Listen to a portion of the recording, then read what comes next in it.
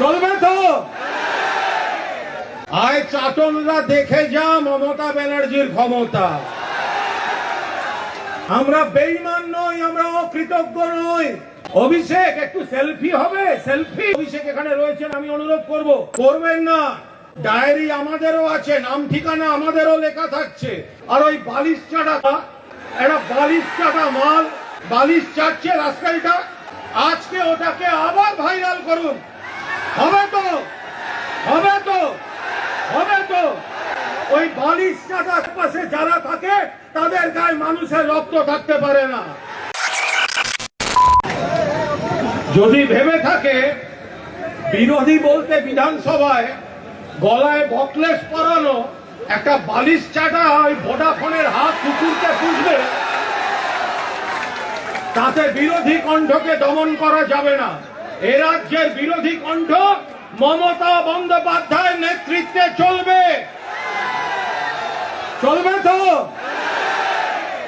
মাননীয় সর্বভারতীয় সাধারণ সম্পাদক অভিষেক বন্দ্যোপাধ্যায়, এখানে সিনিয়ররা রয়েছেন, শোভনদা, অশোকদা, বিমানদা, সৈকতদা, কল্যাণদা, আমাদের আর একজন স্টার পুরো কোর্টে পুরো কাঁপিয়ে রেখে দিয়েছে। বৈশা থেকে শুরু করে মাননীয় বিধায়করা রয়েছেন, সিনিয়র নেত্রীরা রয়েছেন, এবং সবচেয়ে বড় কথা ছাত্রছাত্রীরা যারা আজকের আপনারাও রয়েছেন এবং আজ যারা এখানে ভাষণও দিলেন। মমতা বন্দ্যোপাধ্যায় বলেছিলেন 5টা জেনারেশন তৈরি করে দেখে যাব।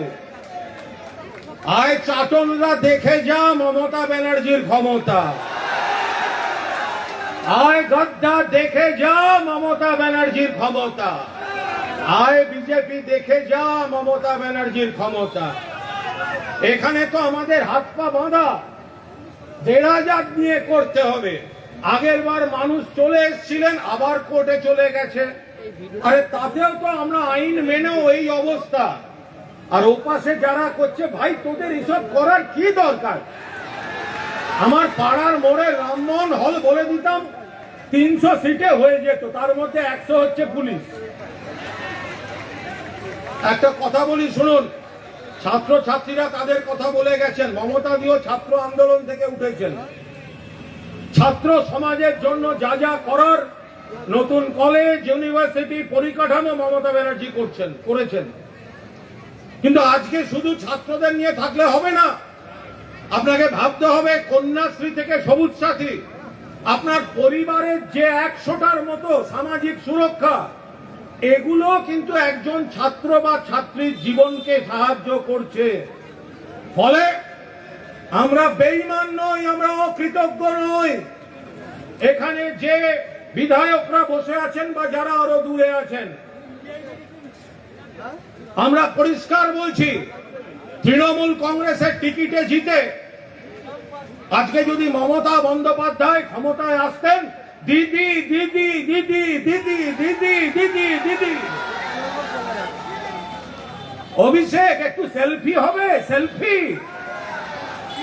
আমি অভিষেক এখানে রয়েছেন, আমি অনুরোধ করব যে কটা গদ্দার ওই ধোপার বাড়ি গেছে, যে কটা দিল্লিতে 20খানা, আর এখানে যারা গেছে তাদের মধ্যে সকলকে খারাপ আমি বলবো না, কয়েকটা চোর জোচ্চোর নিজেদের সম্পত্তি আড়াল করতে গেছে। আর কয়েকজনকে পুলিশ চাপ দিয়ে, আমি পুলিশকে অনুরোধ করব, হচ্ছেটা কি? একের পর এক থানার ওসির কাছ থেকে খবর আসছে, আমাদের ছেলেদের ডেকে বলা হচ্ছে এই রাজনীতি করলে, মমতা ব্যানার্জির সঙ্গে থাকলে আপনাদের কেসের পর কেস দিয়ে দেব। করবেন না, আমরা আইন মেনে চলি। করবেন না। ডায়েরি আমাদেরও আছে, নাম ঠিকানা আমাদেরও লেখা থাকছে। 31 সালে এই মমতা ব্যানার্জির নেতৃত্বে আবার সরকার গড়ে যারা আজকে জুলুম করছে তাদের বিচার হবে। বিজেপি ভয় পাচ্ছে। বিজেপি ভয় পাচ্ছে কারণ ওরা জানে ইলেকশন কমিশনকে ব্যবহার করে ওরা গদ্দারদের প্রোটেকশন দেওয়ার ব্যবস্থা করছে। আর ওই বালিশ চাটা কুত্তা, একটা বালিশ চাটা মাল, চাটন ঋত, ওই ভিডিওটা দেখেছেন? বালিশ চাটছে রাস্তাটা, আপনাদের সকলের কাছে অনুরোধ করছি, আজকে ওটাকে আবার ভাইরাল করুন। হবে তো, হবে তো, হবে তো। ওই বালিশ কাটা কুকুরের পাশে যারা থাকে তাদের গায়ে মানুষের রক্ত থাকতে পারে না। ফলে বিজেপি বুঝে গেছে যে কেন্দ্রের সরকার রাজ্য সরকার দিয়ে ভয় দেখিয়ে পুলিশকে ব্যবহার করে কালকে অভিষেকের অফিস ভাঙতে গেছিল, রুখে দাঁড়িয়েছে। সহকর্মীরা আমাদের ছেলে মেয়েরা ছিলেন। আমাদের একটাই বক্তব্য, ছাত্ররা ছাত্রর কাজ করবে, প্রিয়াঙ্কা তার বাহিনী নিয়ে ছাত্রর কাজ করবে, কিন্তু তৃণমূল কংগ্রেস, মাদার, যুব, আরো যত শাখা আছে আমাদের এক থাকতে হবে। 5টা আঙুল ছোট বড় মুঠি হলে কিন্তু বিজেপি সামলাতে পারবে না। তাই অভিষেককে অনুরোধ যে যারা একেবারে পুলিশের চাপে চলে গেছে, বাধ্য হয়েছে, সেগুলোকে আপনাদের সিদ্ধান্ত।